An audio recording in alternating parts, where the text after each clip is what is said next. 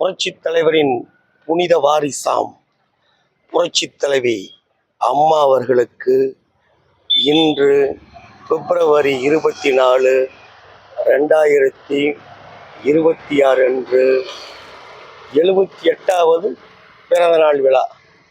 இந்த நல்ல நாளிலே புரட்சித் தலைவி அம்மா அவர்களை புகழ் பாடுவோம்.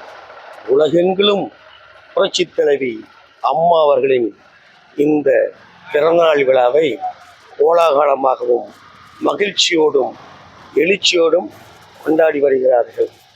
இந்த நல்ல நாளிலே புரட்சித் தலைவர் எம்ஜிஆர், புரட்சித் தலைவி அம்மா அவர்களுடைய பொற்கால ஆட்சியை புரட்சித் தமிழர் அண்ணன் எடப்பாடியார் அவர்களுடைய தலைமையில் மீண்டும் தமிழகத்தில் ஒரு பொற்கால ஆட்சியை, அதாவது தமிழக மக்கள் விரும்பக்கூடிய அண்ணன் எடப்பாடி அவர்கள் தமிழக முதல்வராகி பொற்கால ஆட்சியை வழங்க, பொற்கால ஆட்சி மலர நாம் அம்மாவின் இந்த பிறந்த நாளில் சபதமேற்போம்.